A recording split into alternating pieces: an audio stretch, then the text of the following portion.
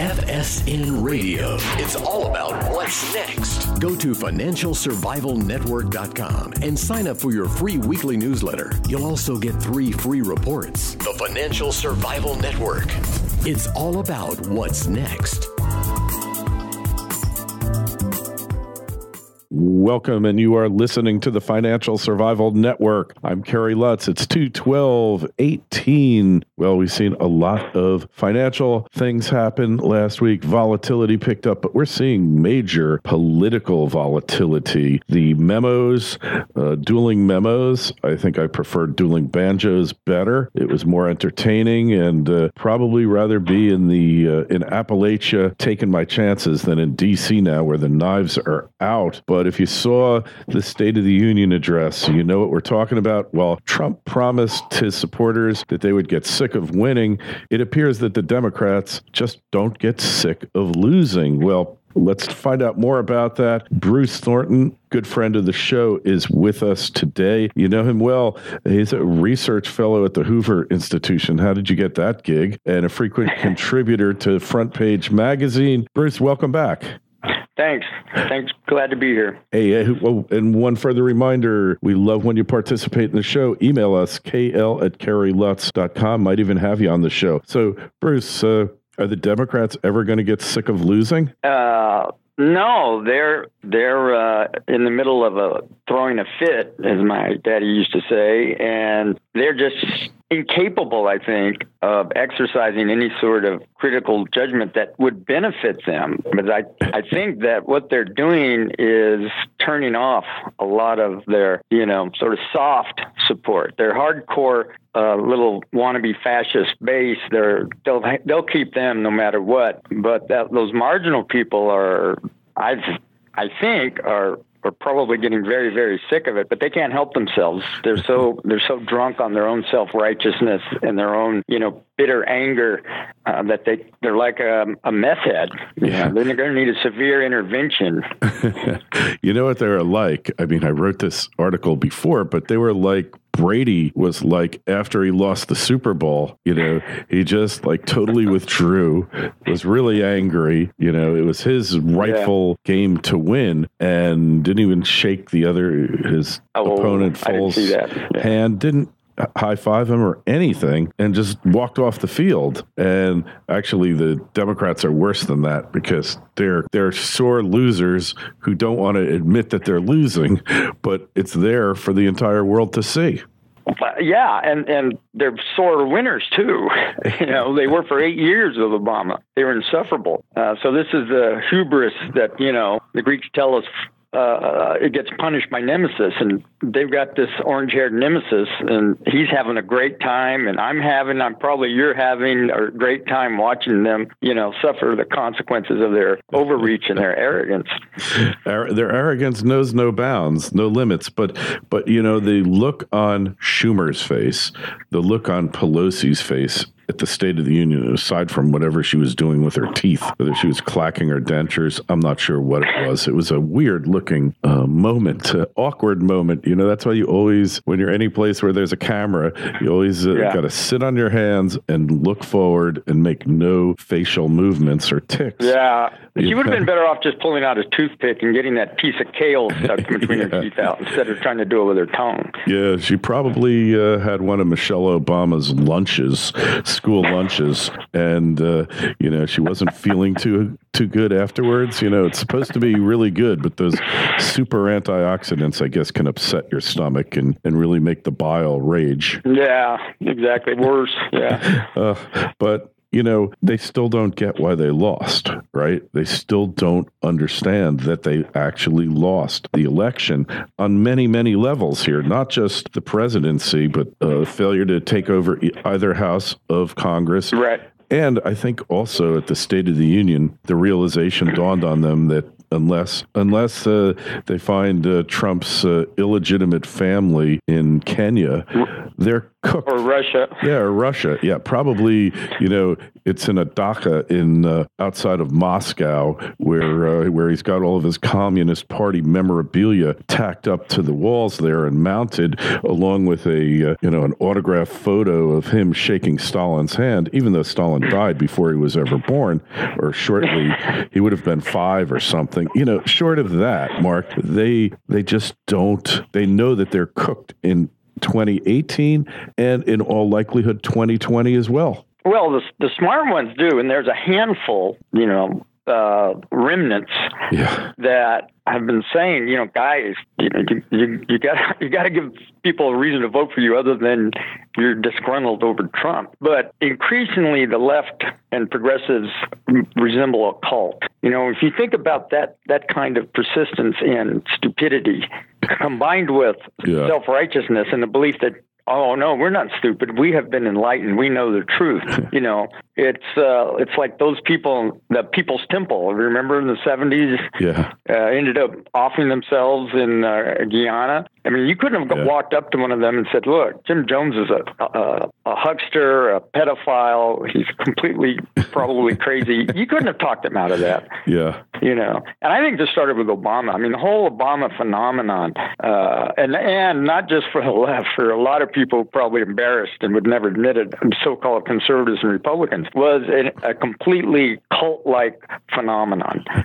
Because the disconnect between reality, the reality of his experience, of his abilities, et cetera, and the level of support, you can't explain that rationally. It was something that, I don't know, it's a substitute religion or some irrational phenomenon. Oh, it's, they're like walking out on a ledge and they think they're like on the middle of the sidewalk, but they're really walking around the ledge, kind of tap dancing of the Empire State Building, and they're 100 stories up. Yeah. And one false move, they're going to go crash into the ground here. And maybe this is what we need, the devolution, the disintegration of both political parties, because we've been ill-served by both of them here, right? Oh, absolutely. And in fact, I just have another piece coming out this week on this tax bill. I mean, this is where you really see the broad area of agreement between the Republicans and conservatives, right? And where that's apparent is the enormous debt, the metastasizing entitlement spending that's on track to basically push out every other government. It's already 2/3 of the annual budget, and nobody, there's people like Rand Paul. I say he's like Cassandra. Cassandra spends 10 years telling everybody in Troy the city's going to be destroyed, and everybody just brushes her off. So that's where you see that they have fundamentally agreed on the progressive big government and technocratic rule and redistributing wealth. That's what they do. And the difference is that Republicans sort of want to let that unfold more slowly, slow it down. And the Democrats are, well, no, we can keep on doing this. It's like they're on the Titanic and half the crew says, hey, we need to slow down because we've been watching that iceberg approach for 4 days. And the Democrats said, nah, full speed ahead. But nobody's saying, hey, let's turn this ship around. We have to turn this ship around because the iceberg's not going away. And it's mystifying to me because this isn't a difference of opinion. You know what I'm saying? It's not, well, we have different interpretations. It's mathematics. You take the number of retirees, you take the unfunded liabilities, just Social Security and Medicaid, Medicare, and do the math. Barring a comet hitting the planet and killing, 40 million boomers, right? It's going to happen, and we're just partying away. Yeah, like you said, let the band play, and the band played on. I think was the name. As of the it was movie. thinking, yeah. Yeah. Hey, well, it's you gotta keep up appearances, I guess, right? And well, two things I think. One, going back to ancient Athens, short-term thinking is inherent in democracies. And it's paradox because one of the great things about constitutional government is the accountability. Accountability comes at voting time, and politicians are accountable to the people. But when you have a 2-year election cycle, as we do, in other words, we have an important election every 2 years, either Congress or and then every 4 years the president. Nobody, or I shouldn't say nobody, most people don't think beyond the next election cycle. Mm-hmm. They don't think, well, let's likely to happen in 10 years or 5 years, right? All they know is whatever disaster is coming, they're going to be out of office by the time it comes, most likely. Yeah. And that sort of short-term thinking has been a constant for 2,500 years in the criticism of democracy. And the second is, again, that's that careerism. It's, you go to Congress, you're set, generally. Yeah. Because once you leave Congress, you're likely to go get a consulting job. If you're a lawyer, you'll go with a white shoe law firm, And so human nature being what it is, people feather their own nest. And you put those two things together, and it makes for the sort of problem we're facing. Yeah, that's for sure. It is a major problem. And, nobody's posing any solutions. Like you said, the budget is full tilt, just heading for disaster. And nobody seems to want to do anything about it. And it doesn't seem to be in anybody's, like you said, short-term political interest to do anything about it. So the iceberg is there. We could actually turn away from the iceberg, or we could have. Maybe not now. Perhaps it's too late. But nobody wants to avoid the iceberg, right? No.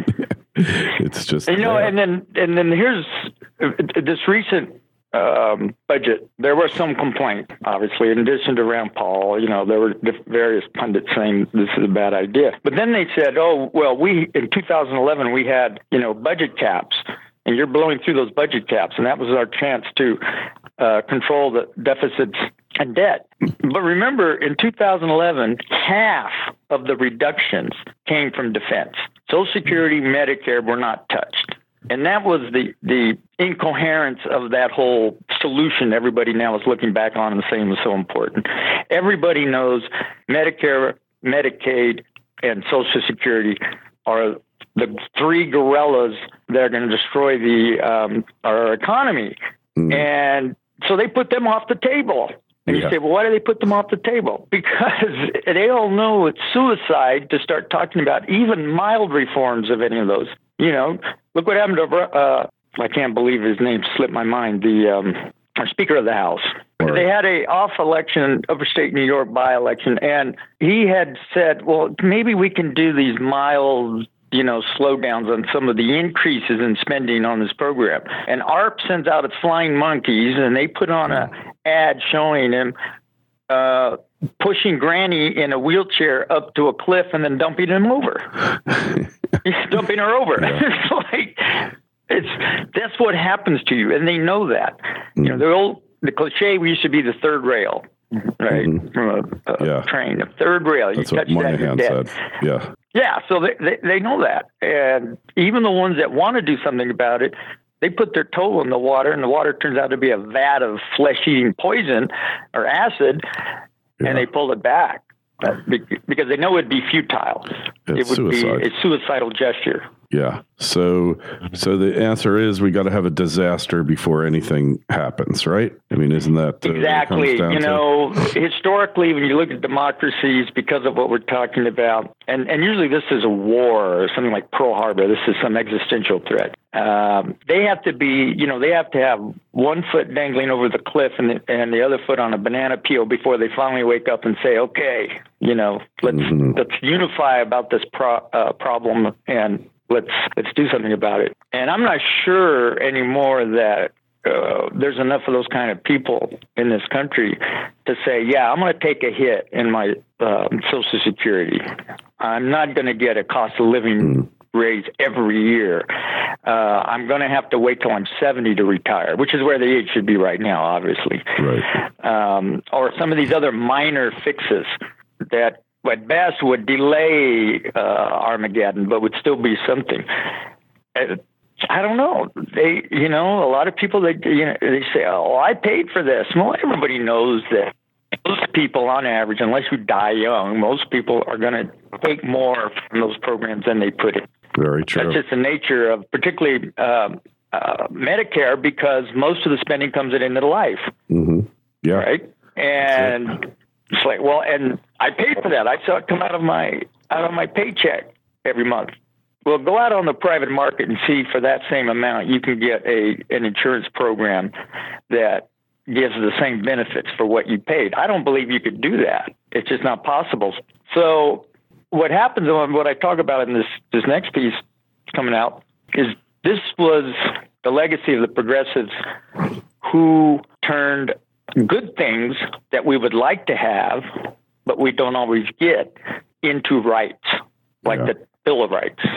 And anybody can go, and you can find it online, Roosevelt's last State of the Union address in 1944, what he called the Second Bill of Rights. And you should look at the list. Good education, healthcare, all those things. Those are not rights. Those aren't good things that you want and you work for to get, and sometimes you get them, sometimes you don't. These are things everybody should have. Well, who's going to ensure that everybody has them? Of course, the gigantic federal government, which will appropriate wealth from some people and redistribute it in order to have that. But that's unsustainable. Margaret Thatcher saw that. So, socialism works until you run out of other people's money. And so a lot of us have absorbed the idea that, well, yeah, this is a right. I have a right to a good education. Says who? It's this. I mean, the founder said it was nature and nature's God gave us these rights. Yeah. Right? This is the government giving them to us. What's the difference between an entitlement and a right? Is there a difference? Well, pretty much in the way we understand it, it's just another way of saying the same thing. You say this is an entitlement. That is, this is something that is provided by the government. Now, a real right, as I just said, a real right is provided by nature and nature's God. Yeah. As the founders said. And they are beyond the reach of government. They are beyond the reach of any earthly power. We are born with them. They cannot be taken away from us with justice. And it's the essence of tyranny to take them away from us. An entitlement is something that a government might decide to give to people who have some claim on it by virtue of being a citizen. But the transformation came under the progressives to turn that into a right, like a natural right, that as a citizen you just get because you're a citizen. And it would be a gross injustice to take that from you. Right. But that's incoherent. A true natural right cannot be taken from you. People have to remember, if the government gives you a right, if Roosevelt said these things are rights and we're going to give them to you, some later government come around and say, well, we're taking it back. Exactly. Exactly. They give it to you. That means they also have the power to take it back. And we've been living with this, with the erosion of the First Amendment, the erosion of the Second Amendment, the Fourth Amendment right now, this whole, Russia collusion thing, the Fourth Amendment has been totally shredded in the case of Carter Page and some other people. Right. So why? Because, we are the caretakers, not God or nature, but we are the caretakers of rights. We give them, we take them back. We can abuse them when we feel it's necessary. And, people aren't understanding enough that that's the essence. 2,500 years, that's been the essence of tyranny. And it's soft despotism, as Tocqueville called it, but it's despotism nonetheless. It's an encroachment on our autonomy, on our individual rights, on our individual freedom. And that's a dangerous, dangerous road to go down, no matter how lined with, giveaways and entitlements and all this sort of stuff. In the end, there'll be a price to pay. There's always a price, and the problem is nobody wants to pay it, but we're going to find out soon enough. Nobody's in any rush. Just keep kicking the can down the road, and everything will be fine. Right. Hey, Bruce, want to find out more about you? Where's the best place to find your work? Front Page Mag, they have a good archive. Hoover has an archive for me too, and all the online stuff is there. And then, of course, Amazon. My recent book, Democracies, Dangers, and Discontents, is a lot of what I've been talking about, starting with ancient Athens through the founding to Obama's administration. It came out in 2014, and traces that sort of anti-democratic tradition and why it had some merit to it. And explains why the founders didn't create a democracy for precisely that reason. Exactly. Hey, well, Bruce, thanks so much for coming on. Always great to have you. And questions, comments, email us at kl@kerrylutz.com. Twitter feeds @KerryLutz. Facebook page, Financial Survival Network. Bruce, we will talk to you again very soon. Thanks. Okay, my friend. Take care. FSN Radio. It's all about what's next. Go to financialsurvivalnetwork.com and sign up for your free weekly newsletter. You'll also get 3 free reports. The Financial Survival Network. It's all about what's next.